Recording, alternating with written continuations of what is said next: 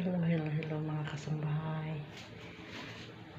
Magluto tayo ng yung pata, pero pinagtatanggal ko yung mga buto mga kasambahay kasi sobrang malaki. Ang ginawa ko, pinipressure cooker ko muna yung yung pata. Ito na siya ngayon. Ayan. Tinimplahan ko na siya. Pagdaduin na natin, samahan niyo ako sa bahay.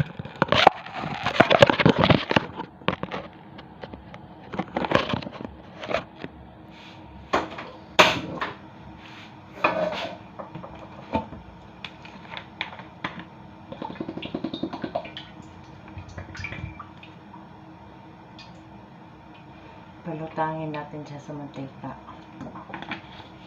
Painitin muna natin.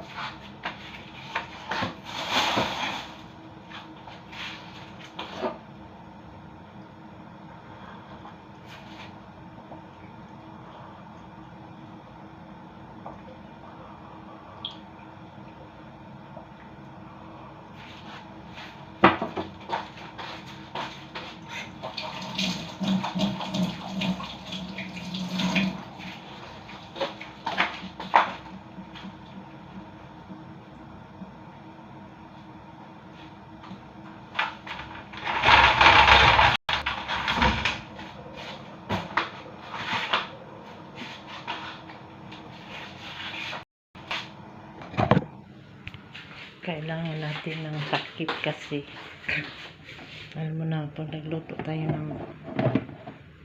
magprito tayo ng medyo tumatalbog lahat ng mantika mga kasambahay. Nawanasan ko na yan, napasok yung mukha ko, lahat yan dito pasok. Ang ginawa ko, hiniliran ko ng kamatis, nilagyan ko ng plastic malabo mga kasambahay. Pag kusinira ka, dahil maranasan pasok-pasok. Kaya ngayon yan lang ang kasi wala nga laman yung rape na. Ang ginawa ko mga kasambahay, yan, ginawa ko paraan i-prite, ko na lang siya fried crispy pata. Wala na siyang buto. Tinanggalan ko ng buto kasi masyadong hindi naman siya, mas marami ang buto kaysa naman. Tinanggal ko na lang. Kaya magluto tayo ngayon. Yan, mga kakusinera. Nag-aaga na magrangkada ang mga kakusinera. Sa Makati, kusinera din ako sa Malaysian Chinese, pero ang sahod ko doon mga kasabahay 18 plus 3. Kaso lang, alam mo naman, pag may mga inggit-inggit, gagawa yung kasama mo ng paraan para mapatalsik ka kahit wala kang ginawang masama. Pero okay lang din mga kasambahay na wala na ako doon, kasi kung nandoon ako wala din, tapos utang-utangan ka pa ng pera. Yun pala, tinatry doon. Yung bang mahirap sa mga kasamahan mo mga kasambahay na uutang ng pera sa iyo, pang sugal, pag may sugal sa online, utang yan. Tapos ang masaklat, kismis-kismisin ka sa baba ng din. Yan mga kakismisan, matasin ang mga kakismisan. Yan mga kakismisan, nagsusumbong sa akin. Siyempre, hindi maganda dito. Public sa mga kasambahay.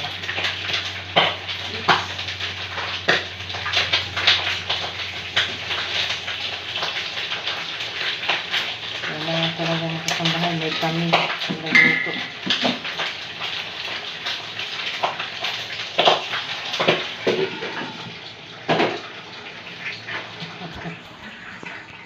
Ay ko gusto, napansikan ako. Kailangan talaga pag nagluto ka na ganito, may taming may helmet. Oo nga mga kasambahay nyo, magpintuan na tayo habang nag-iintay dyan na maluto yung yun na, ako lang yung apoy. Kaya ako doon natanggal sa Pinagtulong ako sa Makati mga kasambahay kasi yung isang kasama ko yung matagal na ano yun, naiingit sa akin. Pero mo double deck yung higaan, sasadyain alas 3 pa lang para sasadyain na parang kakalugin yung higaan mo. Siyempre magising ka diba, pagod ka na nga, alas 12 wala pang tulog kasi ganun ang gagawin sa'yo. Ako naman marunong ako tumitiis na ginaganyan ako, pero humantong talaga sa sinisiraan niya ako. Tapos pag may mga niluto ako dyan, ko alam kung bakit ganun na lang magalit yung boss ko kasi nga ganito ganun, may oo daw. Nagulat na ako, paano nagkaroon ng oo yung niluto ko na nilinis ko naman na maayos. Ako pa ano yun na yung gulat kasi ko yung paglinis, maliit man o malaki. Nagulat na ako mga kasambahay. Ginawa niya ko ano eh, kasi ngayon nalaman ko nagsumbong yung amo ko sa akin, yung babae na gusto daw ng babae, gusto daw ako na tatanggalin ako doon. Ito namang amo ko sa Liganuran. Di ngayon, tinanggal nila ako, binayaran ako ng 60,000. Sabi ko na, siyempre umiyak ako mga kasambahay dahil mahal na mahal ko yung trabaho ko. Ito ngayon, ang ginawa, okay lang sa akin. Sabi ko, okay sir, pero umiyak ka daw sa sir sa akin, yung babae kasi may ibang igalo. Okay, sige, okay lang naman sir na tanggalin niyo ako, walang problema. Sabi ko sa kanya. Kasi ang pag-alis ko sana lang sa Makati ng kasambahay, nagbakasyon ako doon, graduation na yung anak ko. Tapos bagalik ako. Ang ginawa anak kasama ko, gawa lang sa kwento na, diba, pinangunahan sa mga kasambahay na sabi ko lang na hindi na ako babalik, hindi ko na lang sila babalikan. Sabi ko, bakit dyan ang kwento na wala naman kung hindi ko naman pinakausap yung amo ko. Sabi ko, paano nangyari naman yung mga ganyan? Doon na. Wala ko nagawa nga kasi gumagawa na ng paraan mga kasambahay na tatanggalin, itatanggal ko sa trabaho. Sa lahat ng mga sinasabi niya sa amo namin, yung amo namin nagsusumbong din sa akin. Ganun nga.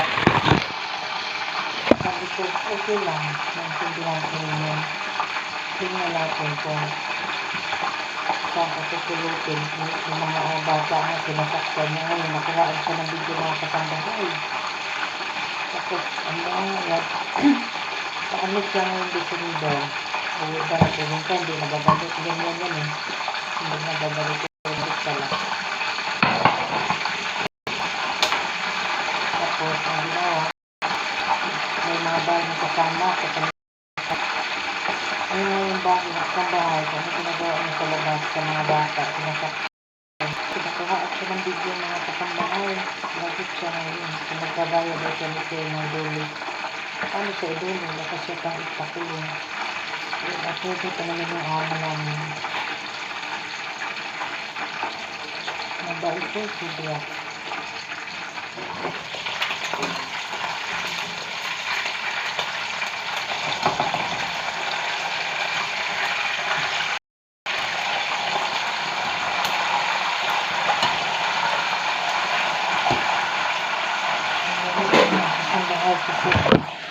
Binabalik ko, tinapay ko muna yung apoy, binabalik ko ito.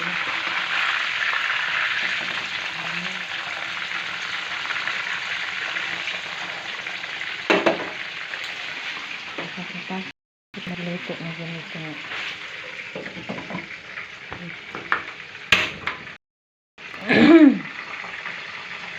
Yun nga mga kasambahay, hanggat nakuha talaga yung gusto niya na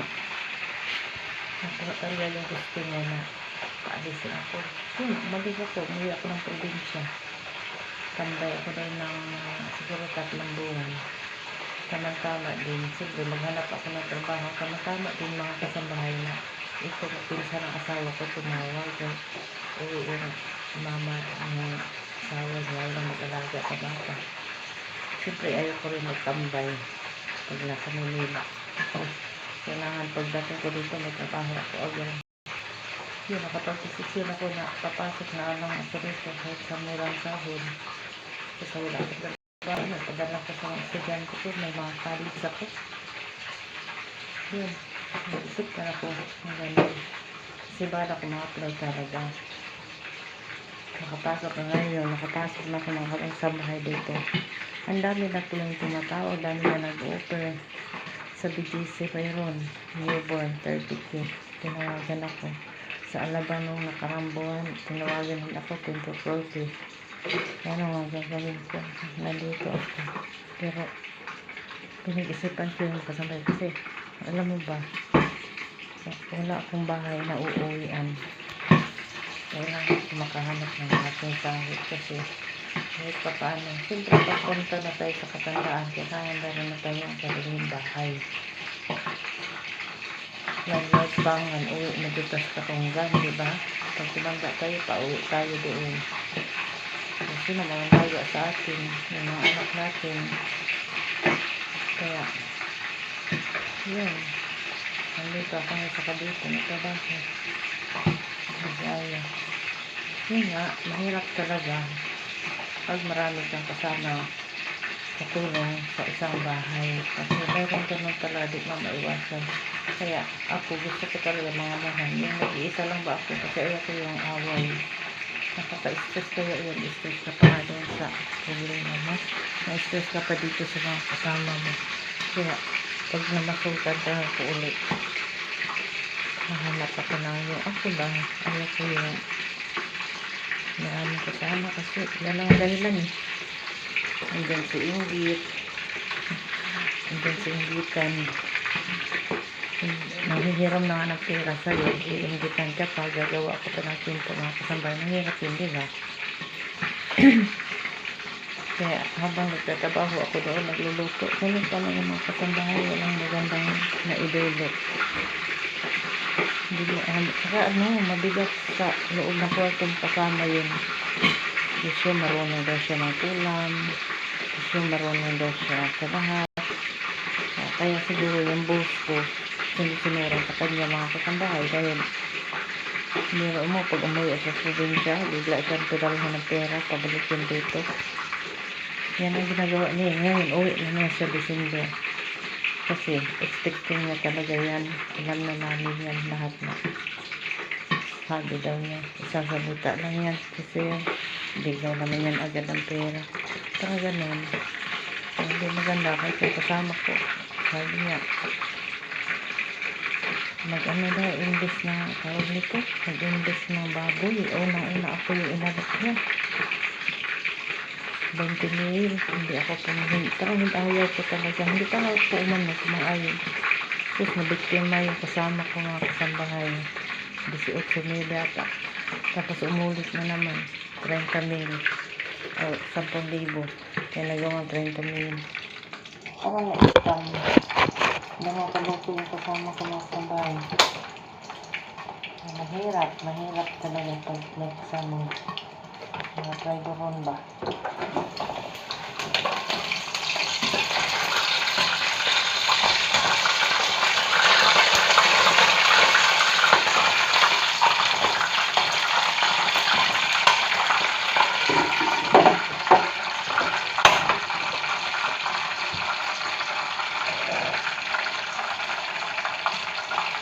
Ano mga kasambahay? Kahapon kumuha ako ng kalamansi. Ano yung kalain mo na biglang pumasok? Ano po? Tingnan mo mga kasambahay. Tapos nakita ko, ayun kumalat. Tapos nakita ko mga kasambahay yung kulay green na mahaba ang tinik. Na sobrang liit lang niya. Nasagi lang yung balat ko.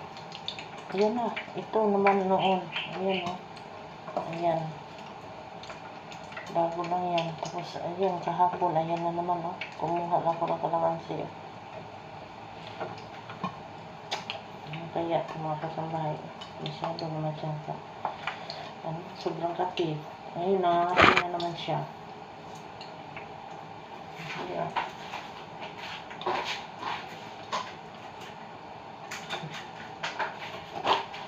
Lutuin ko na lang siya. Tari naman.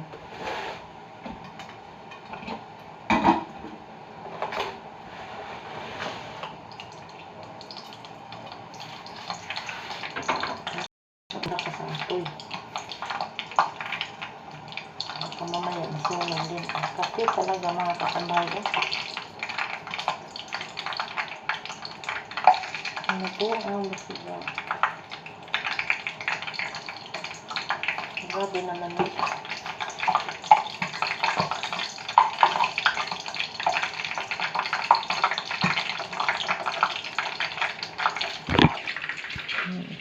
Ano yung mga gandang dyan. Dito, nag-deciding ako na aalis na kasi na. Siyempre yung sahod talaga. Yung mga anak ko hindi ko kaya. Isin mga anak ko. Minsan nanghihingi na ganito ganon. Ano maibigay ko. Lahat na ng sahod ko sa December wala na yung kasambahay. Iba ko po. Tingnan mga kasambahay. Oh. Ano kaya to? Ang katil. Kahapon pa to. Natusok na anong uod na kulay green na. Yung balahibo niya parang puti. Puti siya na matulis. Nasa saka, ano, parang uod sa kalamansi ba? Pero bakit ganito?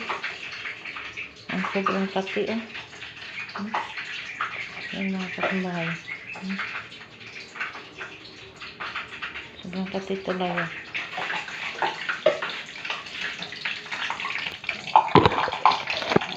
Anong paraan lahat mga kasambahay? Magkaroon ka na kasama na impact ka sa buhay mo.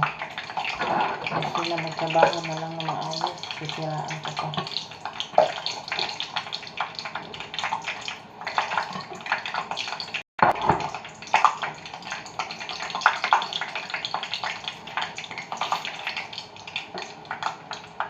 Ganun pala yung mga kasambahay.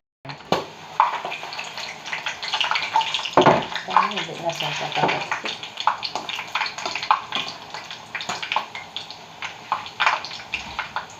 Kulot ko naman na ito mga kasambahay.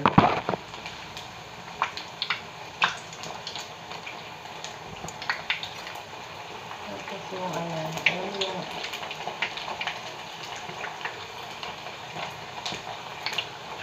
masarap naman yan kasi templado. Nalang ko talaga siya sa ano. Nalang ko siya sa mga buto niya kasi sobrang bigat naman tapos ano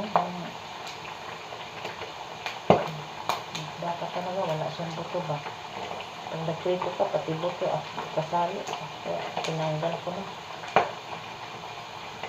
masarap kasi ito crispy yung iba kasi nilagyan na ng tubig mga kasambahay. Napunat kasi, no?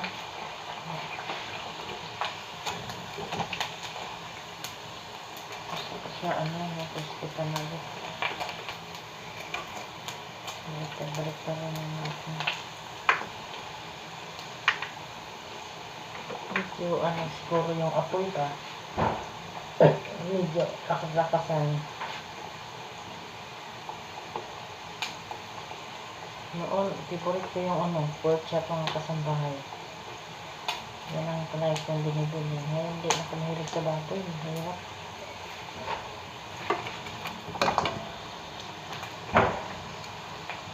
Wala, palagi tayong baboy.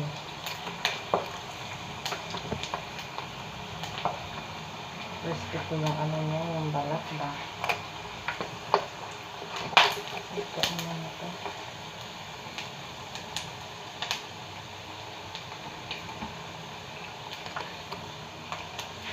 Kaya ayaw ko kumain mga kasambahay kasi pag gano'n ko pa lang ng karne malangsa, naiinis ako pag may naamoy ako malangsa ba yung baboy malangsa minsan.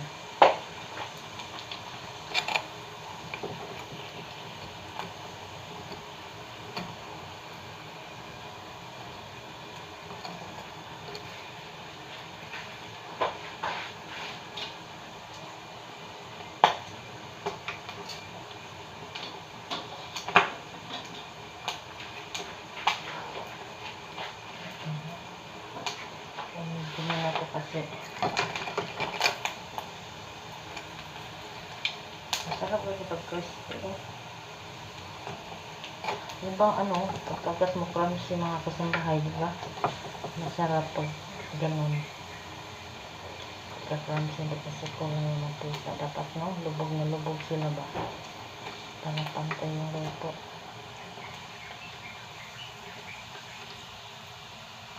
Luto naman na to. Kasi yung pressure cooker ko.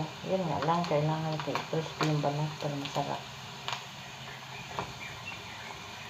Yung lobo na yung balat. Yun masarap. Sobrang crispy.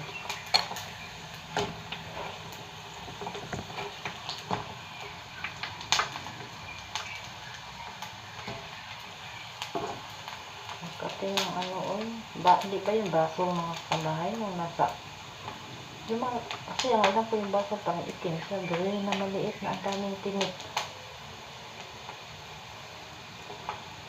Ano,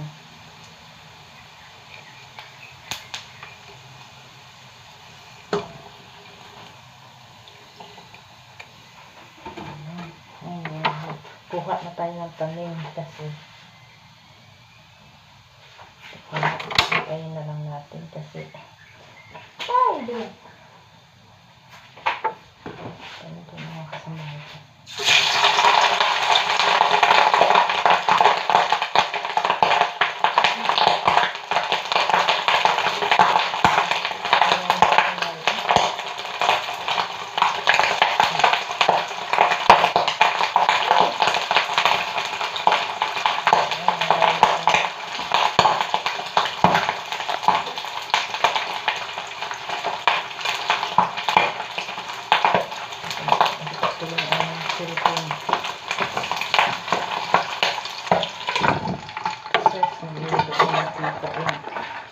Alam mo ba, hindi sila kita yung cellphone ko.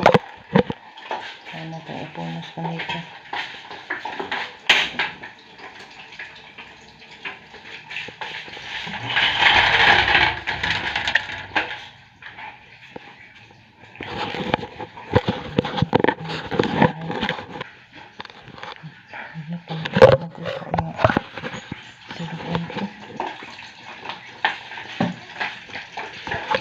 Ayan na siya mga kalambahay. Ayan. Tapos na natin.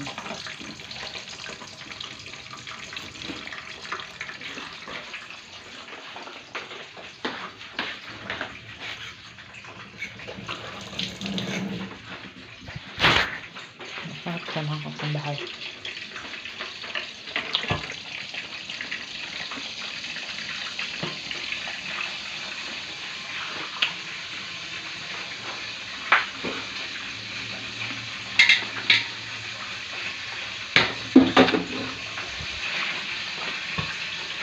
Masarap to sa may mga ngipin.